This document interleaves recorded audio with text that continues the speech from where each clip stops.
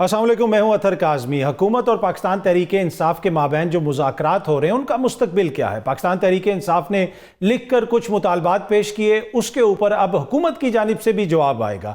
लगता ऐसे है कि जवाब बिल्कुल साफ जवाब आएगा, क्योंकि जो हुकूमती ज़राए हैं उनसे अगर बात करें तो तासुर ये मिलता है कि कमीशन बनाने का जो मुतालबा है उसके ऊपर अमल दरामद नहीं हो सकता। लेकिन यकीनन हतमी फैसला तो मीटिंग के अंदर ही होगा, मुज़ाकरात के दौरान ही होगा। तो इन मुज़ाकरात का मुस्तकबिल क्या है, पाकिस्तान तहरीक इंसाफ और हुकूमत की एंगेजमेंट का मुस्तकबिल क्या है, इस पर भी गुफ्तगू करेंगे। दूसरी जानिब हुकूमत जो है कानून साजी बड़ी कर रही है। जब से ये लोग आए हैं इनको कानून साजी बड़ी पसंद है और अपनी मतलब की कानून साजी बड़ी पसंद है। अब एक डिजिटल नेशन बिल भी आ रहा है, पीका कानून में तरमीम की जा रही है। लगता ऐसे है कि इस मुल्क का सबसे बड़ा मसला फेक न्यूज़ है। यहाँ पे फेक न्यूज़ फैलाई जाती है और उसकी वजह से हमारा मुल्क तरक्की नहीं कर सक रहा। बाकी यहाँ पे जो मईशत के साथ जो हो रहा है, सियासत के साथ जो हो रहा है, सियासी कारकुनों के साथ जो हो रहा है, सियासी मुखालफिन के साथ जो हो रहा है, वो मसला नहीं है। मसला वो है फेक न्यूज़। अब फेक न्यूज़ क्या है, ये भी एक इशू है। जब से हमारे हुकूमत के दोस्त आए हैं रोज़ ये दावा करते हैं कि मुल्क की मईशत बेहतर हो रही है और इतने अरब की सरमायाकारी आ रही है। क्या ये फेक न्यूज़ नहीं है जो हमें रोज़ दी जाती है? कोशिश करेंगे कि आज के प्रोग्राम में इसके ऊपर भी गुफ्तगू करें। दीगर जो सियासी मामलात हैं उनके ऊपर भी करेंगे। प्रोग्राम के पहले हिस्से में हमें ज्वाइन कर रहे हैं नून लीग के सीनियर रहनुमा मियाँ जावेद लतीफ़ साहब। सर बहुत बहुत शुक्रिया, थैंक यू सो मच हमें ज्वाइन करने के लिए। जी मियाँ साहब, ज़रा पहले तो ये बताएं कि क्या इस मुल्क में इस वक्त सबसे बड़ा मसला फेक न्यूज़ है, इंफॉर्मेशन का फ्लो है, बाकी कोई मसला नहीं है इस मुल्क में? काज़मी साहब शुक्रिया। इस मुल्क का सबसे बड़ा मसला ये है कि झूठ बोला जा रहा है, मुकम्मल सच नहीं बोला जा रहा। इस मुल्क का सबसे बड़ा मसला ये है कि अपनी पसंद का झूठ और अपनी पसंद का सच। आप देखें कि जो आपने बात की मुज़ाकराती कमेटियों के हवाले से कि उसका मुस्तकबिल क्या होगा, भाई पहले दिन से नज़र आ रहा था दोनों जानब से सच नहीं बोला जा रहा था। कोई दबाव में मुज़ाकरात कर रहा था, कोई डर के मुज़ाकरात कर रहा था कि अगर ये भी वक्त हाथ से निकल गया तो कल को क्या होगा। फिर एक का तहरीरी जो मुतालबात हैं वो कुछ और हैं और बैकडोर जो मुज़ाकरात होते हैं या किए जाते हैं या उस बैठक में जो गुफ्तगू की जाती है, जो मुतालबा रखा जाता है वो कोई और है। तो फिर बात बनेगी कैसे? आप ये देखें, मैं जब से ये मुज़ाकराती कमेटियाँ बनी, मैं उस वक्त से अतहर काज़मी साहब ये कह रहा था कि ये दबाव में कमेटी बनी है और दबाव में मुज़ाकरात हो रहे हैं। ये सब सर ये समझता था कि शायद आपने पहले भी इस चीज़ का जिक्र किया, किसके दबाव में? अब हुकूमत के ऊपर तो किसी का दबाव नहीं हो सकता, इस्टेब्लिशमेंट हुकूमत तो एक पेज पे है, तो किसके दबाव के तहत आप लोग मजबूर हुए हैं तहरीक इंसाफ से बात करने के लिए? मैं उस वक्त भी पाकिस्तान के अंदर से दबाव की बात नहीं कर रहा था, मैं उस वक्त भी आलमी कुव्वतों की जानिब से बात कर रहा था। मैं आज भी कह रहा हूँ और कुछ लोग ये समझते थे कि शायद जो रजीम चेंज हुई है 20 जनवरी को, शायद उसके हवाले से मैं बात कर रहा हूँ। कतन ये बात नहीं थी उस शख्सियत के हवाले से। आज भी कह रहा हूँ कि उन आलमी कुव्वतों के जिनके मफादात जुड़े हैं पाकिस्तान के अंदर, उन कुव्वतों के जो पाकिस्तान को डिस्टेबल देखना चाहती हैं, उन कुव्वतों के जो पाकिस्तान में सी पैक, जो पाकिस्तान के अंदर मईशत का जो हाल है, दहशत गर्दी का, या आपने न्यूक्लियर पावर पाकिस्तान को बनाया, या जो वो बात करते थे कि ईरान से दूरी और इंडिया की कुर्बत, वो जो बात करते थे कि कल को इंडिया और चाइना आमने सामने होते हैं तो आप किसके साथ खड़े होना होगा आपको। ये हैं वो कुव्वतें जो पाकिस्तान के अंदर, आप लोगों की हुकूमत तो मुहिब वतन हुकूमत है ना सर, आपकी हुकूमत तो मुहिब वतन है, और फिर आप ये कह रहे हैं कि पूरी हुकूमत दबाव में आ गई इन कुव्वतों के जो पाकिस्तान दुश्मन कुव्वतें। फिर तो सर ये लम्हा फिक्री है हमारे लिए। ये आपके लिए थोड़ा कम लम्हा फिक्रिया, जितना आप शिद्दत से कह रहे हैं उससे कहीं ज़्यादा है। उसकी वजह यह है कि भाई आप देखें कि अगर आप सच पूरा बोलें, जो आपने मईशत के हवाले से बात की, आपने बात की कि फ़ेक न्यूज़ हुकूमत देती है या फेक न्यूज़ का मसला है, तो फिर ये बात करनी चाहिए ना کہ 3.5 سال جو حکومت جس کو بنا کے دی گئی تھی اس نے سی پیک بند رکھا. پھر یہ حقیقت بیان کرنی چاہیے تھی نا کہ معیشت کا بیڑا غرق اس وقت ہوا اور آج تک سنبھلنے کا نام نہیں لے رہی. پھر یہ حقیقت بیان کرنی چاہیے نا کہ اس وقت کس طرح ایجنسیوں کے ذریعے میڈیا کو کنٹرول کیا جاتا تھا. میں تو ایک کمیٹی جو ہوتی ہے اسمبلی کی اطلاعات کی جو کمیٹی ہوتی ہے، میں اس کا خوش قسمتی سے بدقسمتی سے چیئرمین تھا، اور جو مطیع اللہ جان سے ہوا، جو حامد میر سے ہوا، جو ابصار عالم سے ہوا، میں نے اس کا نوٹس کیا، اور اس وقت کے منسٹر انفارمیشن، اس وقت کے سیکرٹری انفارمیشن، وزیر داخلہ، میں نے سب کو بلایا، اور پھر انہوں نے آن کے کہا کہ یار آپ ہمیں بلا لیتے ہیں، آپ کو پتہ ہے کہاں سے یہ ہدایت ملتی ہے. میں نے جہاں سے ہدایت ملتی تھی پھر ان کے کہنے پہ ان کو بھی بلوایا، مگر جو انہوں نے کیا یا جو کرتے رہے وہ بھی سب کے سامنے ہے. اچھا سر، یہ آج آپ صرف نے ایک یہ جن واقعات کا شخص پہ ذکر یا کیا ایک ہے، جماعت پہ ملبہ ڈال دینا. سر آپ نے کہا کہ ان کے دور میں یہ ہوا، مطیع اللہ جان کے ساتھ یہ ہوا. مطیع اللہ جان تو 7-8 گھنٹے میں واپس آ گیا. آپ کے دور میں مطیع اللہ جان کے ساتھ پھر کیا ہوا؟ تو آپ تو یہ تاثر دے رہے ہیں کہ آپ اس دور میں یہ سب کچھ ہوتا تھا. آج کل جو میڈیا ہے وہ عبدالستار ایدھی صاحب کی ویلفیئر فاؤنڈیشن دیکھ رہی ہے. نہیں، ایک سیکنڈ عطر کاظمی صاحب، تھوڑا سا حوصلہ رکھیا کریں. میں جب تک آپ کہیں گے آپ کے پاس ہوں. میں یہ کہتا ہوں کہ کوئی دور اگر آپ صرف یہ کہہ دینا کہ اس دور میں یہ سب کچھ ہو رہا ہے، میں نے تو آپ کو یہ صرف احساس دلانے کی کوشش کی ہے کہ بھائی یہ کچھ ہوتا رہا ہے. اس وقت آپ جیسے دانشور، مفکر، انتہائی قابل احترام شخصیات جو تھیں وہ تذکرہ نہیں کیا کرتی تھیں. آج جس طرح شدت سے آپ تذکرہ فرماتے ہیں، میں میاں صاحب میں چھوٹی سی چیز ایڈ کروں گا. میں نے تو سر اس وقت بھی کیا تھا جب آپ پہ مقدمہ ہوا، میں نے کہا میاں جاوید لطیف غدار نہیں ہے. میں نے تو اس وقت بھی کہا تھا رانا ثناءاللہ پہ جنہوں نے ہیروئن ڈالی انہوں نے غلط کیا، رانا ثناءاللہ ہیروئن کا اسمگلر نہیں ہے. ہم تو اس وقت بھی یہ کہتے تھے، پر ایشو یہ ہے کہ آج آپ اس طرح آواز نہیں اٹھاتے جس طرح آپ اس وقت اٹھاتے تھے. نہیں میرے سن لیں. تو اگر آپ نے آواز اٹھائی تھی تو میں بھی آج آپ کے اپنا کٹہرے میں کھڑا ہوں نا، تو میں کون سا آپ کے کٹہرے سے باہر ہوں. مگر میں یہ ضرور کہنے کی جسارت کر رہا ہوں عطر کاظمی صاحب کہ بھائی جس شخص نے ان آج جو غیر آئینی قوتیں ہیں جن کا تذکرہ بڑی شدت سے ٹویٹ کے ذریعے کیا جاتا ہے، یا جو آپ سوال کر رہے ہیں، میرے بھائی ان کو دعوت کون دیتا تھا؟ ان کو پاورفل کیا کس نے؟ یہ راستہ جو انہوں نے دیکھا ہوا تھا مگر اس کے لیے تمام دروازے کس نے کھول دیے؟ یہ تو وہ خود اقرار کرتے ہیں موصوف. پھر موصوف نے جو 3.5 سالوں میں نہ صرف پولیٹیکل فورسز کو کمزور کیا، آئین قانون کو کمزور کیا، بلکہ غیر آئینی قوتوں کو طاقتور کیا. اور میں یہ سمجھتا ہوں، آج میں ذمہ داری سے یہ بات عطر کاظمی صاحب کہنے لگا ہوں کہ اگر 9-10 مئی یہ شخص نہ کرتا تو آج ان کو گلا نہ ہوتا. وہ قوتیں جن کے بارے میں آج یہ شکایت کرتا ہے اور رات کو ان کے پاؤں پڑتا ہے، یا ان کے سے ہی مذاکرات کرنے کی ضد کرتا ہے اور سیاسی جماعتوں کو صرف فیس سیونگ کے لیے مذاکرات کرتا ہے، کبھی اتنے طاقتور نہ ہوتے، آئین قانون کے پابند ہوتے جتنے ہم نے جدوجہد کی. 9 مئی کا آپ ذکر بار بار کرتے ہیں. میاں صاحب کے اوپر آرمی چیف کے طیارے کو اغوا کا الزام لگا، ان کو رحمت جعفری صاحب نے سزا دی. اس کے بعد یہاں پہ پی ٹی وی کے اوپر میاں صاحب کے ملٹری سیکرٹری نے جا کے خبر چلوائی، نیا آرمی چیف بنا دیا. تو یہاں پہ تو سب کے اوپر الزامات لگتے ہیں نا. یہ تو الزامات ہیں. نہیں بڑی اچھی بات کی ہے. نہیں ایک سیکنڈ کاظمی صاحب پلیز. جی بہت زبردست آپ نے بات کی اپنے دل کی، جو آپ کے دل میں تھا وہ آپ نے کہا. اب مجھے عرض کرنے دیں، مجھے یہ بتائیں اپنی دیانتداری سے، 1998 میں جب نواز شریف نے ایٹمی تجربہ کیا تو اسی سپر پاور کے جو چیف ایگزیکٹو تھے ان کے کتنے فون آئے، دھمکی میز بھی اور لالچ بھی. کیا پاکستان کے مفاد میں اس شخص نے جس کو ہائی جیکر بنایا گیا تھا اس نے تجربہ کر کے دکھایا؟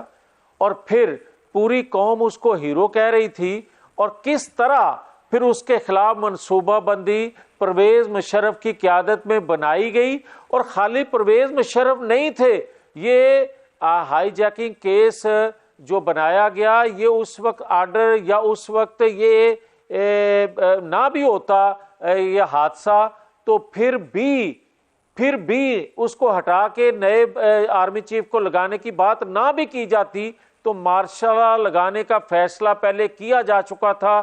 میں آن اوتھ یہ بات کہنے لگا ہوں، 12 اکتوبر کو مارشل لا لگا تھا، 10 اکتوبر کو میں جاتی عمرہ گیا کسی کام سے، مجھے ذاتی کو مسئلہ تھا، نواز شریف صاحب، میاں شریف صاحب، شہباز شریف صاحب موجود تھے، کوئی ان کی طبیعت ٹھیک نہیں تھی میاں شریف صاحب کی، میں بات نہ کر سکا، شہباز شریف صاحب مجھے باہر چھوڑنے آئے تو مجھے کہنے لگے کہ آج بات نہیں ہو سکتی، اگلے ویک جب نواز شریف آئیں گے تو تب بات کر لیں گے۔ میں نے کہا کہ اگلا ویک آئے گا تو پھر بات کریں گے نا۔ کہتے کیا مطلب؟ میں نے کہا کہ لوگوں نے تے اپنا شرطاں لگائیاں دیاں نے کہ تہاڈی حکومت جا رہی ہے۔ ایک دم وہ چپ ہوئے اور مجھے کہنے لگے تمہیں کس نے کہا؟ میں کہا جناب میرے نال کیڑا پرویز مشرف نے مشورہ کیتا ہے، میں تو کوئی 20-30 ہزار لوگوں کے بعد بات کر رہا ہوں، اتنے لوگوں کے بعد جو تھڑوں میں باتیں ہو رہی ہیں۔ تو بھائی میرے، انہوں نے 10 منٹ لیے مجھ سے، 10 منٹ کے بعد وہ دوبارہ آئے میرے پاس اور کہتے ہیں کام مک گیا۔ یہ 12 اکتوبر نہیں، 10 اکتوبر کی بات کر رہا ہوں، اور آپ کہہ رہے ہیں کہ آرمی چیف کو سیک کیا تو تب انہوں نے مارشل لا لگایا۔ مارشل لا لگانے کا فیصلہ پہلے کر چکے تھے۔ تو پھر اسی لیے طیارہ ان کا روکنے کی کوشش کی گئی تھی کہ جی ان کا فیصلہ تو ہو چکا ہے لہٰذا نیا آرمی چیف لگا دیں۔ جو طیارے، ایک سیکنڈ، جو طیارے کو اغوا کرنے کا، طیارے کو روکنے کا یہ سارا ڈرامہ تھا کہ فیول ختم ہو گیا، یہ سارا ڈرامہ تھا، یہ سارا کا سارا اس وقت کا جو طاقتور حلقے تھے جو اس کے ساتھ کھڑے تھے پرویز مشرف کے، یہ سارا انہوں نے ڈھونگ ڈرامہ رچایا، یہاں تک رچا دیا کہ کئی دن تک جب پی ٹی وی پر، اس وقت تو دوسرے چینل ہوتے نہیں تھے، پی ٹی وی پر یہ گرداب سنائی جاتی رہی کہ پٹرول ختم ہونے والا تھا، 200 لوگوں کو مار دینا تھا، ایک بندے کو مارتے مارتے جب ہم لوگوں میں جاتے تو خواتین ہمیں کہتی کہ ہائے ہائے بڑا ظلم کرنے لگا سی نواز شریف، اینے بندیاں نو مار دین لگا سی۔ یہ اس وقت ماحول بنایا گیا جس طرح آج بنایا گیا پر سر پی ٹی وی سے دیکھیں نا خبر چلوائی گئی نا، آرمی چیف کی تبدیلی کی پی ٹی وی سے خبر چلوائی گئی، میاں صاحب کے ملٹری سیکرٹری بریگیڈیئر جاوید وہاں پہ گئے اور پی ٹی وی کو ٹیک اوور کیا۔ آپ کہتے ہیں پی ٹی آئی نے حملہ کیا پی ٹی وی پہ، آپ لوگوں نے ٹیک اوور کر کے خبر چلوائی وہاں سے۔ نہ ان کا حق تھا، ان ٹیک اوور نہیں کیا، ان کے پاس پہلے سے پی ٹی وی جو تھا اس کا اختیار یا ان کی ڈومین میں تھا، ان کے ایسیس میں تھا، تو انہوں نے اپنا حق استعمال کرتے ہوئے جس طرح دیگر نیوز جو ہیں وہ چلوائی جاتی ہیں اسی طرح چلوائی، یہ حقیقت ہے۔ مگر یہ حقیقت نہیں ہے جو بیان کی جا رہی ہے کہ فیول ختم ہو چلا تھا، 400 بندہ 200 بندہ مارا جانا تھا، یہ بات غلط ہے۔ اور یہ کیوں ہوا؟ یہ اس لیے ہوا کہ اگر نواز شریف پاکستان کو ایٹمی قوت نہ بناتے، جو میں نہیں کہہ رہا، وہ بات ان کے وزیر داخلہ عمران خان کے بریگیڈیئر اعجاز شاہ بھی اقرار کرتے رہے میرے ساتھ، انہوں نے کہا نواز شریف اگر 2-3 بندوں کو راضی رکھتا تو نواز شریف چوتھی دفعہ بھی پرائم منسٹر ہوتا۔ اچھا سر، آپ نے ذکر کیا کہ میاں صاحب نے، آپ نے ذکر کیا کہ میاں صاحب نے امریکہ کی مخالفت کے باوجود سب کچھ کیا، لیکن اب ڈاکٹر نسیم اشرف کی نئی کتاب آئی ہے اور مشاہد حسین سید صاحب نے بھی اس چیز کی گواہی دی ہے کہ یہ بات جو انہوں نے لکھی ہے وہ درست ہے کہ کلنٹن اسپیشلی پاکستان اس لیے آئے کہ وہ میاں صاحب کو بچانا چاہتے تھے، اور پھر یہاں پہ ان کی چیف جسٹس سے ایک چھوٹی سی ملاقات بھی ہوئی اور جس میں کلنٹن صاحب کو یہ بتایا گیا کہ آپ فکر نہ کریں میاں صاحب کو ہم چھوڑ دیں گے۔ تو کلنٹن کی مخالفت تو نہیں تھی، کلنٹن صاحب تو بچانے کے لیے یہاں پہ آئے تھے میاں صاحب کو۔ اچھا پھر سنیں کاظمی صاحب، دل پہ ہاتھ رکھ کے سنیں ذرا، جن مشاہد حسین صاحب کا آپ ذکر کر رہے ہیں، جب نواز شریف مشکل میں آئے جڑے کہتے ہیں کڑاکے کٹ دیں گے، پھر وہ کہاں گئے وہ مشاہد حسین؟ اور کس طرح پھر معافی مانگ کے نواز شریف کے پاس آئے، اور پھر کس طرح جب برا وقت آیا ڈاکٹر نسیم حسن اشرف نے اپنی کتاب میں لکھا ہے، ڈاکٹر نسیم حسن اشرف جو ہیں انہوں نے اپنی کتاب میں لکھا ہے۔ پہلے مشاہد حسین کا تو سن لینا، پھر ادھر بھی آتا ہوں.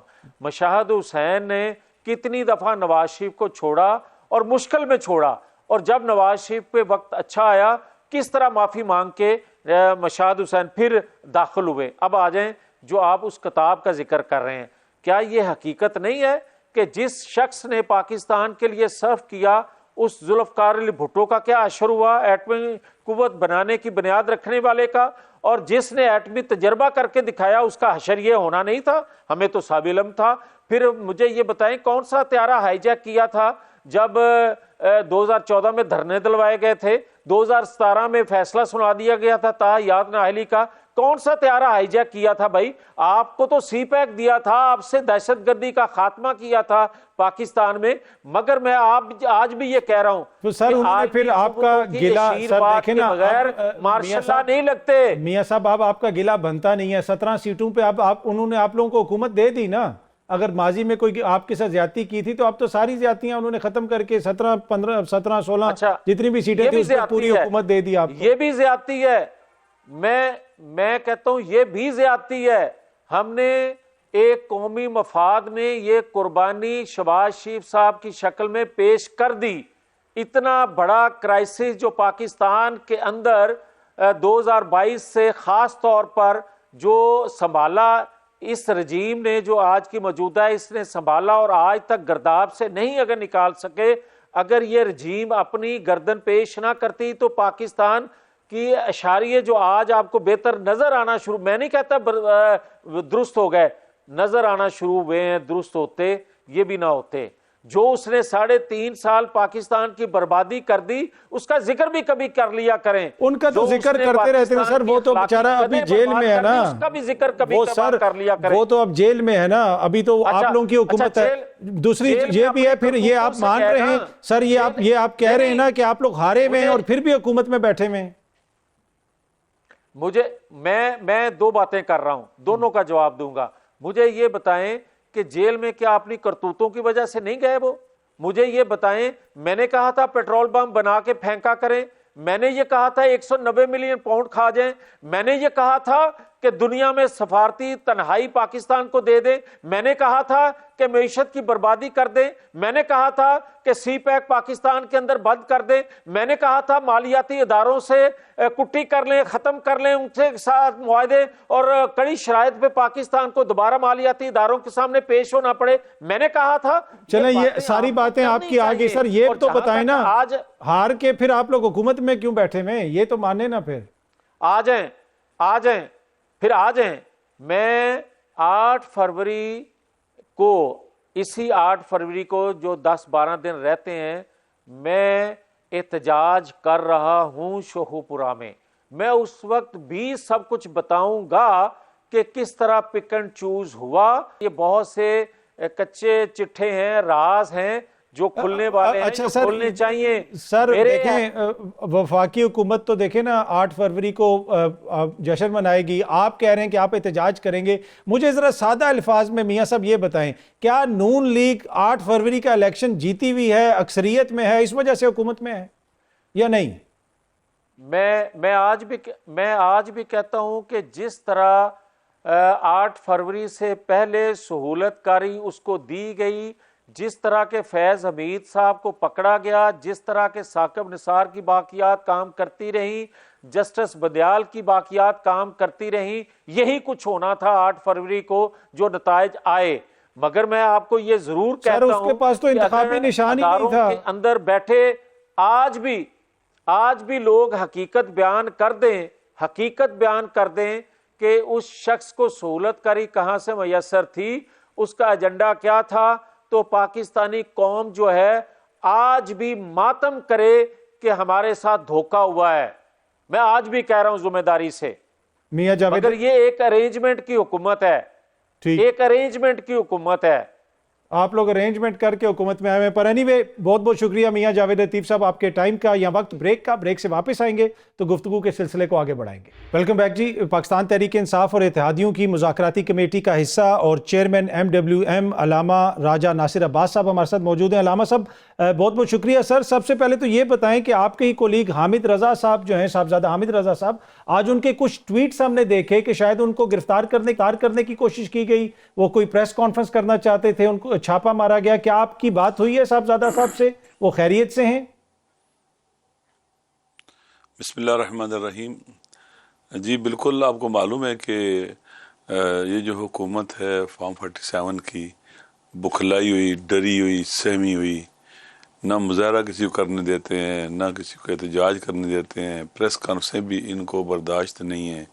یہ چاہتے ہیں کہ ہر وقت سب گلیاں جو ہے نا ان میں سناٹا ہو, سنجیاں ہو جن گلیاں وچ مرزا یار پھرے, یعنی آواز نہ نکلے. لہذا وہ وہاں پر موجود تھے اپنے مدرسے کے اندر, وہ پریس کانفرنس کرنا چاہتے تھے تو ان کی وہاں پر پولیس چلی گئی گرفتار کرنے کے لیے. یعنی کس دور میں یہ رہ رہے ہیں؟ کیا کسی کی آواز کو دبایا جا سکتا ہے, روکا جا سکتا ہے؟ اگر یہ روکنے کے قابل ہوتے تو آج اتنے پریشان نہ ہوتے. اصل میں انہیں اپنے کام صحیح کرنے چاہیے تھے. جس طرح سے حکومت پر مسلط ہوئے ہیں, جس طرح سے انہوں نے اپنی ناکامی کے کیا اسے کہتے ہیں کہ ناکامی, اس قدر ناکامی کے لوگوں کو اپنے سے قدر مایوس کر دیا کہ لوگ ان کو اب دیکھنا پسند نہیں کرتے. اچھا علامہ صاحب, اس طرح کی خبر بھی آ رہی تھی کہ غالباً پنجاب حکومت نے شاید آپ کی بھی سیکیورٹی واپس لے لی ہے. کیا کوئی صداقت ہے اس خبر میں؟ جی بالکل, انہوں نے میری سیکورٹی واپس لے لی ہے اور 3-4 دن ہو گئے ہیں. تو کوئی وجہ آپ کو بتائیں؟ معلوم ہونا چاہیے کہ فستائیت کنڈے ہیں, یہ فستائیت کنڈے ہیں. پولیس والے ہیں, ان سے پوچھتے ہیں بھئی کیوں واپس لیا جی پنڈی والوں سے, وہ کہتے ہیں جی ہمیں آرڈر آئے ہیں کہ آپ واپس لے لیں. تو ان حالات میں سر کیسے مذاکرات آگے بڑھیں گے؟ ان حالات میں آپ سمجھتے ہیں کہ مذاکرات کا کوئی نتیجہ نکلے گا؟ میرے خیال میں شاید مذاکرات کی جیسے پریشانی ہے ان کو, اور پریشانیوں میں اس طرح کے اقدامات کر رہے ہیں. ایسے لگتا ہے جیسے مٹھی کی طرح, مٹھی میں ریت ہوتی ہے نا, تو ریت جیسے مٹھی سے گرتی ہے باہر نکل جاتی ہے. اقتدار ان کی مٹھی سے نکلتا ہوا ان کو نظر آ رہا ہے, ہار نظر آ رہی ہے, اسی لیے انہیں ڈراؤنے خواب بھی آتے ہیں, پریشان ہیں, اور بس اس طرح کی پھر کاروائیاں کرتے ہیں. آپ نے میرے گارڈ واپس لے لیے ہیں, اس سے مجھے ڈرا لیں گے, چپ کرا لیں گے, دبا لیں گے, کیا ہو جائے گا اس سے؟ ٹھیک. اچھا سر, اس میں حکومت کی پریشانی کی وجہ کیا ہے؟ حکومت کیوں پریشان ہے؟ وہ تو اس مذاکرات میں پارٹنر ہے. کیا آپ کا کہیں اور رابطہ ہوا یا بیرسٹر گور کی کوئی ملاقات ہوئی, یہ پریشانی کی وجہ ہے حکومت کی؟ دیکھیں, آپ ان کی صورتحال دیکھیں نا. پہلے جب عدم اعتماد, اس جیلی عدم اعتماد کے ذریعے حکومت چینج ہوئی اور ان حکومت کی ناکام تھے, پھر بیچ والا جو دور گزرا وہ بھی نہیں کہی تھا, جو عبوری دور تھا, بدترین ناکامی. اور آپ پھر جب دوبارہ ہارا ہوا لشکر جب مسلط ہو گیا عوام کے دل و دماغ پر اور اقتدار پر, تو ہر روز ان کی ایک نئی ہار اور شکست ہوتی ہے. آپ دیکھ لیں, سیاسی بحران, معاشی بحران, سماجی بحران, امن و امان کا بحران, لوگوں کا سسٹم کے اوپر اعتماد ختم ہو گیا ہے, مایوسی پھیل رہی ہے, مہنگائی بڑھ رہی ہے, اور ان سے کچھ ہو نہیں پا رہا. اور جس حکومت کی عوام میں جڑیں نہ ہوں وہ اتنا بڑا بوجھ نہیں اٹھا سکتی, بحرانوں کو حل نہیں کر سکتی, دب رہے ہیں اس بوجھ کے نیچے. سر آپ کی جو پاور ختم ہو رہی ہے. حکومتی جو مذاکراتی کمیٹی ہے سر, ان سے کوئی آپ کا رابطہ ہوا؟ اگلی کب آپ لوگوں کی ملاقات متوقع ہے؟ میرے خیال میں ابھی ہماری انہوں نے ملاقات بھی کروانی ہے عمران خان صاحب کے ساتھ, اور انہوں نے کمیشن کے حوالے سے جواب بھی دینا ہے. اگر جوڈیشل کمیشنز 9 مئی اور 26 نومبر کے حوالے سے نہیں بنتا, اناؤنسمنٹ نہیں ہوتی, تو پھر مذاکرات نہیں آگے بڑھ سکتے, کسی طرح بھی نہیں بڑھ سکتے. اور عمران خان صاحب سے ملاقات کب کروا رہے ہیں, یہ آپ کی کوئی بتایا گیا؟ انہیں دنوں میں کروانی پڑے گی ان کو نا, وعدہ کیا ہوا ہے. میرے خیال میں جو 7 ورکنگ ڈیز انہوں نے ہم سے مانگے تھے, ان سے پہلے ہی کرائیں گے. علامہ صاحب, جو تحریری مطالبات آپ لوگوں نے پیش کیے تھے, اس کے جواب میں اب حکومت بھی ایک کمیٹی کے اندر اپنا معاملہ لے گئی اور شاید وہ بھی آپ کو تحریری جواب دیں, تو یہ تو ایک طرح سے پیش رفت ہے. آپ کو لگتا ہے ایسا ہی معاملہ ہے؟ دیکھیں, حکومت کو تحریری جواب دینا چاہیے جوڈیشل کمیشن قائم کرنے کے بارے میں, کہ ہم جوڈیشل کمیشن قائم کر رہے ہیں. پازیٹیو جواب دینا چاہیے. اگر وہ جواب دیں گے کہ نہیں ہم تو جوڈیشل کمیشن قائم نہیں کر سکتے، یہ رکاوٹیں ہیں، فلاں رکاوٹیں ہیں، اس کا مطلب ہے وہ مذاکرات کو آگے نہیں بڑھانا چاہتے. اور عمران خان صاحب نے بھی کہہ دیا ہوا ہے کہ اگر جوڈیشل کمیشن قائم نہیں تو پھر مذاکرات کا کوئی فائدہ نہیں ہے، پھر مذاکرات کی طرف ہم نہیں جائیں گے. ٹھیک ہے سر، آپ لوگوں کے کوئی بیک ڈور رابطے ہیں جن کے حوالے سے عرفان صدیقی صاحب نے بھی تحفظات کا اظہار کیا کہ 2 جگہ مذاکرات نہیں ہو سکتے؟ کتنی صداقت ہے ان رابطوں میں؟ میرے خیال میں جس ملک میں ہم رہتے ہیں اس کی تاریخ آپ کے سامنے ہے، کئی مارشل لا لگے ہیں، اور پھر یہ جو 2024 8 فروری کو الیکشن ہوئے ہیں، اس سے پہلے جو کچھ ہوا، اس کے بعد جو کچھ ہوا، جیسے ہی ہمارے قرآن حکومت میں ہے تو پاکستان کے بچے کو پتہ ہے کہ پاور کس جگہ ہے، اقتدار کس جگہ ہے. تو یہ الٹیمیٹلی وہ رابطے کرتے ہوں گے، بات کرتے ہیں، کوشش کرتے ہوں گے. ان کو بات دیکھیں نا، اس ملک کو صحیح پٹڑی پر لگانا ہے، رول آف لا کی طرف لے کے جانا ہے، آئین کی حکمرانی کی طرف لے کے جانا ہے. جو انکروچمنٹ ہوگی یہ پاور کے اندر، اس کو ختم کرنا ہے. ہر کسی نے اپنی جگہ پر جانا ہے. پاکستان نہیں چل سکتا. پاکستان سیاستدانوں نے بنایا تھا عوام سے مل کر. پاکستانی سیاستدان عوام سے مل کر اس کو چلائیں گے، آگے لے کے جائیں گے. الیکشن کے ذریعے الیکٹ ہو کر عوام کے ذریعے آئیں گے. دیکھیں اب کوئی بھی کام نہیں ہو رہا. ٹھیک ہے، نہ سیاسی بحران ختم ہو رہا ہے، نہ امن و امان کا مسئلہ حل ہو رہا ہے، نہ معاشی بحران حل ہو رہا ہے، نہ کوئی سوشلی پرابلم ہو رہے ہیں. اچھا سر، دنیا کے یہ مالک کے اندر ریلیونٹ ہو گیا ہے، خارجہ پالیسی برباد ہو چکی ہے اس کی. ٹھیک ہے سر، اپوزیشن کا کوئی گرینڈ الائنس بننے جا رہا ہے؟ ویسے تو جو آئین کے تحفظ کی موومنٹ ہے وہ تو ہے، لیکن اب مصطفیٰ کھوکر صاحب سے بھی ملاقات ہوئی ہے، جماعت اسلامی کا بھی ذکر ہو رہا ہے، تو دیگر جماعتوں کو بھی آپ لوگ شامل کر رہے ہیں اپنے ساتھ؟ 1 پوائنٹ ایجنڈے پر تحریک تحفظ آئین پاکستان لوگوں کو جمع کر رہی ہے. آئین کی سپریمیسی، رول آف لا کے لیے اکٹھے ہوں. کیونکہ اگر رول آف لا نہیں ہوگا، آئین کی سپریمیسی نہیں ہوگی، آئین کی سربلندی نہیں ہوگی، یہ ملک ٹھیک نہیں ہوگا. یہ تباہ و برباد ہو چکا ہوا ہے اور دلدل میں جا رہا ہے. خدا نہ خواستہ اگر اس طرف نہیں آئے تو اس ملک کو پھر کوئی نہیں بچا سکے گا. اس لیے سب کو اکٹھا ہونا ضروری ہے. جن کا پاکستان ہے، پاکستان کے عوام کا پاکستان ہے، سب سیاسی جماعتوں کو جو پاکستان میں رول آف لا چاہتی ہیں، آئین کی سپریمیسی چاہتی ہیں، اور پاکستان کو صحیح راستے پر چلانا چاہتی ہیں، جو راستہ اس میں سر آئین نے بتلایا ہے، حکومتی جماعتیں بھی شامل ہیں. اس پہ اکٹھا ہونا پڑے گا ان کو. حکومتی جماعتوں کو بھی آپ قائل کرنے کی کوشش کریں گے، اور آپ سمجھتے ہیں کہ وہ اس چیز کے اوپر قائل ہو جائیں گے؟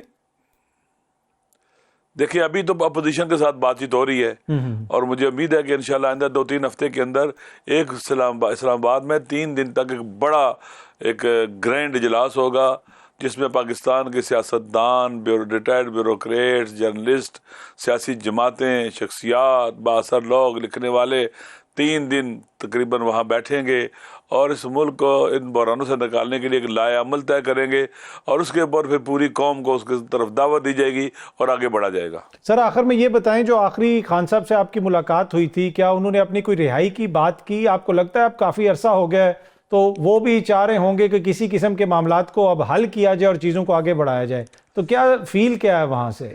اگر تو آپ عمران خان کو اس آئینے میں دیکھنا چاہتے ہیں جہاں آپ نے گزشتہ ماضی کے سیاسی لیڈروں کو کچھ دیکھا ہے، سوائے 1-2 کو چھوڑ کر، عمران خان کی جنس ان سے نہیں ملتی ہے. وہ اپنی آزادی کی بات ہی نہیں کرتا ہے. وہ کہتا ہے میں کئی 1000 دن اور رہ سکتا ہوں جیل میں، مجھے مسئلہ نہیں ہے. آپ پاکستان کو سوچیں، پاکستان کے جو سیاسی قیدی ہیں اس وقت جیلوں میں پڑے ہوئے 9 مئی کے نام پر، اور باقی والوں سے جن کے ساتھ ظلم ہوا ہے، زیادتی، پھر جس نے ایک جملہ لکھ کے دے دیا اللہ تعالیٰ کا، وہ پاک صاف ہو گیا ہے، باقیوں کو جیلوں میں ڈالا ہوا ہے. پنجاب پورے کا پورا لگتا ہے ایک فاشسٹ نظام ہم پر مسلط ہے، فاشسٹ نظام. آپ ان کے چہرے نہ دیکھیں، ان کے عمل دیکھیں، ان کی باتیں نہ سنیں، ان کا عمل دیکھیں. ابھی ایک پریس کانفرنس بھی انہیں دے رہے تھے یہ لوگ. لہٰذا آپ دیکھ لیں یہ لوگ ہم پر مسلط ہیں. علامہ راجہ ناصر عباس صاحب، سر بہت بہت شکریہ، تھینک یو سو مچ ہمیں جوائن کرنے کے لیے. یہاں وقت تو ایک چھوٹی سی بریک کا، بریک سے واپس آئیں گے تو گفتگو کے سلسلے کو آگے بڑھائیں گے. ویلکم بیک جی. قائمہ کمیٹی برائے آئی ٹی میں آج ڈیجیٹل نیشن جو بل ہے اس کو منظور کر لیا گیا. اس کے علاوہ پیکا قوانین میں تبدیلی کی جا رہی ہے، سٹار لنک کی باتیں ہو رہی ہیں، انٹرنیٹ کے حوالے سے بہت سارے خدشات کا پاکستان میں بار بار اظہار ہوتا ہے، اور یہ جو نیا بل آ رہا ہے اس کی وجہ سے ڈیٹا اور پرائیویسی کے جو کنسرنز ہیں ان کو بھی ریز کیا جا رہا ہے۔ ان سارے معاملات پہ گفتگو کرنے کے لیے ڈیجیٹل ایکسپرٹ فریہ عزیز صاحبہ ہمارے ساتھ موجود ہیں۔ فریہ، تھینک یو سو مچ، بہت بہت شکریہ ہمیں جوائن کرنے کے لیے۔ یہ جو نیا بل آ رہا ہے فریہ، ڈیجیٹل نیشن، اس میں کیا واقعی کوئی ڈیٹا کے حوالے سے پرائیویسی کنسرنز ہیں؟ جی دیکھیے، یہ ڈیجیٹل بات ہوتی ہے تو ظاہر ہے ریکارڈ کیا جائے گا، یہ سارے کنسرنز ریز ہوتے ہیں، اور اس میں ڈیجیٹل آئیڈینٹی کے حوالے سے بھی چیزیں ہیں۔ اب اس کو کس طریقے سے محفوظ رکھا جائے گا، کس کی رسائی ہوگی، ہمارے پاس ڈیٹا پروٹیکشن لیجسلیشن آج تک موجود ہے نہیں، اور اس کے پھر اب ایک ڈیجیٹل نیشن بل آ رہا ہے، پھر ہم سن رہے ہیں کہ پیکا کی امینڈمنٹس بھی آ رہی ہیں، اور وہی کہ ڈرافٹ شیئر ہوتے نہیں ہیں، منظوری دے دی جاتی ہے یا وہ پاس ہو جاتے ہیں، اور جتنی بھی کنسرنز ہوتی ہیں وہ پھر پلے آؤٹ ضرور کرتی ہیں، لیکن جو بنیادی تحفظ دینے کی ضرورت ہے قانون کے ذریعے، جو ڈیٹا پروٹیکٹ کرنے کی ضرورت ہے، یا وہ انٹرنیٹ سروسز فراہم کرنے کی ضرورت ہے جو بار بار بند کر دی جاتی ہیں یا ڈسٹرب کر دی جاتی ہیں، اس کا کوئی حل نہیں ہے۔ ٹھیک ہے، اچھا، آج ہی میں دیکھ رہا تھا کہ مزید اس طرح کی خبریں سامنے آ رہی تھیں کہ جو انٹرنیٹ پاکستان میں بند کیا گیا اس سے ایک تو پاکستان کو تقریباً $1.5 ارب کا نقصان ہوا، اس کے علاوہ جو وجوہات بتائی گئی ہیں عالمی سطح پہ جو چیزیں رپورٹ ہو رہی ہیں اس میں 3 بڑی وجوہات بتائیں انہوں نے: انتخابات، انفارمیشن کنٹرول اور احتجاج کے باعث 18 بار 2024 میں انٹرنیٹ کی سروسز کو معطل کیا گیا۔ تو یہ جو فگرز فلوٹ ہو رہے ہیں کہ اربوں ڈالر کا نقصان ہوا، اس میں کس حد تک صداقت ہے؟ جی دیکھیں، یہ ٹاپ 10 VPN کی رپورٹ ہے، اور جو آتھر ہیں میری ان سے بات بھی ہوئی تھی، انہوں نے اپنی میتھڈالوجی بھی واضح کی کہ کس طریقے سے وہ نیٹ بلاکس جو سب ریلائی کرتے ہیں، جو ڈسٹرپشنز ہوتی ہیں، وہ کہہ رہے ہیں کہ تھوڑا سا ایشو یہ بھی ہوتا ہے کہ پاکستان میں یا کمپلیٹ شٹ ڈاؤن یا کسی خطے میں شٹ ڈاؤن ہوتا ہے تو اس کے میٹرکس الگ ہوتے ہیں، اور یہ کوئی پلیٹ فارم بند کرنا اور انٹرنیٹ بند کرنا، لیکن اس سے مالی نقصان تو ہوتا ہے، معیشت پہ ایک اثر ہوتا ہے، اور پاکستان پچھلے کچھ سالوں میں نمبر 1 اس بار آیا ہے لسٹ پہ، جہاں پہ سب سے زیادہ نیٹ ورک شٹ ڈاؤنز اور اس کا اکنامک امپیکٹ ہوا ہے۔ میانمار اور سوڈان سے بھی ہم آگے، تو ظاہر ہے اس کا امپیکٹ تو ہوتا ہے۔ لیکن جب آپ سروس شٹ ڈاؤن کرتے ہیں، آپ ٹیکس بھی لوز کرتے ہیں، باقی لوگ جو اس سے کمائی جن کی ہے، آمدنی کا ذریعہ ہے، وہ بھی لوز کرتے ہیں، اور اس کے علاوہ جو انہوں نے وجوہات بتائی ہیں کہ کن کن وجوہات کے بنیاد پہ پروٹیسٹ ہو رہی ہے یا الیکشنز کے باعث بند ہوا ہے، وہ یہ بھی میپ کرتے ہیں۔ تو ظاہر ہے کہ ہمارے سامنے یہ ساری چیز پچھلے سال پلے آؤٹ کی ہے، ہم نے دیکھا ہے، انڈسٹری کی طرف سے بھی، فری لانسرز کی طرف سے بھی یہ کہا گیا ہے کہ ان کو نقصان تو ہوا ہے۔ ٹھیک ہے، اچھا، اس میں جو حکومت کی طرف سے کہا جاتا ہے کہ سم ٹائم انفراسٹرکچر جو ہے اس کا ایشو ہے، کوئی ایک ایسی مچھلی بھی ہے سمندر میں جو ڈھونڈ کے پاکستان آنے والی وہ تاروں کو بھی کاٹتی ہے، تو کیا یہ اتنا ہی سادہ معاملہ ہے جس طرح کی توجیہات حکومت پیش کرتی ہے؟ نہیں، میری نظر میں اتنا سادہ معاملہ نہیں ہے جتنا یہ بناتے ہیں اس کو، کیونکہ یہی شارکس ہمارے ہی انڈر سی کیبلز کو اٹیک کرتی ہیں۔ دیکھیں، ضرور فالٹ آتی ہے، یہ نہیں کہ فالٹ نہیں آتی، اس کی تصدیق بھی ہو جاتی ہے، لیکن آپ اگر پچھلے سال سے ٹائم لائن دیکھیں، جو ڈسٹرپشنز شروع ہوئی ہیں جنوری سے، ہمیں 3 مہینے کی ٹائم لائنز دی گئی کہ ابھی ٹھیک ہو جائے گا، 3 مہینے میں ٹھیک ہو جائے گا، پھر ایک اور انڈر سی کیبل ڈیمیج ہو جاتی ہے۔ تو یہ پہلے سے یہ بتایا نا کہ کیوں ہو رہے ہیں، کیا وجوہات ہیں۔ انفراسٹرکچر اگر پرابلم ضرور ہوگا، بینڈویڈتھ پرابلم ضرور ہوگا، لیکن یہ جس طرح کہ ہمیں کہتے تھے کہ VPN کی وجہ سے اوور لوڈ ہو گیا ہے، یا all of a sudden bandwidth consume ہو رہی ہے کہ یوزرز بڑھ گئے، آپ نے جو انٹرنیٹ انفراسٹرکچر ہے اس کو بہتر کرنے کے لیے کچھ نہیں کیا۔ اب ہمیں بتایا جا رہا ہے 5G بھی آ جائے گا، سٹار لنک بھی آ جائے گا، لیکن اگر آپ کے ہاتھ میں وہ سوئچ رہنا ہے کہ جب آپ چاہیں آپ بند کر دیں سروس، تو اس کا کیا علاج ہے؟ وہ اس کو کون کرے گا؟ وہ تو انفراسٹرکچر ایشو ہے نہیں۔ ٹھیک، اچھا، سٹار لنک کا آپ نے ذکر کیا، حکومت یہ کہہ رہی ہے کہ سٹار لنک بھی اب آ سکتا ہے، بات چیت ہو رہی ہے، سیریس لیول ڈسکشنز ہو رہی ہیں۔ کیا سٹار لنک عام بندے کے لیے وہ ایسا ہوگا کہ ہر کسی کی اس تک رسائی ہوگی، یا اگین یہ کوئی اشرافیہ کے لیے، مخصوص لوگوں کے لیے صرف یہ چیز ہوگی؟ ابھی بھی واضح نہیں ہے، اور ظاہر ہے کہ کوئی بھی سروس ہو اس میں کاسٹس اٹیچڈ ہوتی ہیں، تو آپ ابھی بھی دیکھیں جو موبائل ڈیٹا کا حال ہے یا جو وائی فائی کا ہے، वसाइल की बात होती है कि कौन बैकअप कनेक्शंस रख सकता है, कौन VPN पेड अफोर्ड कर सकता है अगर फ्री VPN नहीं होता, तो ये फिर डिजिटल हैव्स और हैव नॉट्स तो ज़रूर होते हैं। और अगर तो हुकूमत के इंटेंट ये होती कि हम जिन पसमानदा इलाके हैं जहाँ पे इंटरनेट नहीं है उसकी फराहमी हो, तो वो एक अलग चीज़ है। जो हमारे यहाँ उस तरह से हम नहीं देख रहे, बल्कि जो जिन एरियाज में इंटरनेट मैसर भी है वहाँ पे भी रोक दिया जा रहा है। ठीक है। अच्छा, ये जो पीका कानून में तब्दीली की जा रही है, क्या इससे अगेन जो डिजिटल हमारी स्पेस है वो मुतासिर होगी? कहा जा रहा है कि ये चीज़ अगर शेयर की गई तो इतनी सज़ा हो जाएगी, वैसी सज़ा हो जाएगी, तो इसको अगेन आप इस मामले को भी इसी पैराए में देखते हैं कि इंटरनेट के ऊपर मज़ीद पाबंदियाँ? जी बिल्कुल, मजीद पाबंदियां हैं। देखिए, ये जो फेक न्यूज़ का नैरेटिव सहारा लिया जाता है, तो फॉल्स इन्फॉर्मेशन सेक्शन 20 ऑफ पीका में ऑलरेडी मौजूद है और इसका इस्तेमाल भी किया जा रहा था और गलत इस्तेमाल भी किया जा रहा था सहाफ़ियों के खिलाफ और लोगों के खिलाफ। देखिए, ये कह देना कि फेक न्यूज़ है, उसका तयन किस तरह से कौन करेगा? जिस तरह से पर्चे कटते हैं कि जो नहीं भी बनता ऑफेंस वो लगा दिया जाता है, फिर वो मोशंस शुरू हो जाते हैं कि अरेस्ट करेंगे, फिर बेल कराएंगे, फिर पेशियां काटेंगे। तो इस तरीके से कवानीन का इस्तेमाल होता है।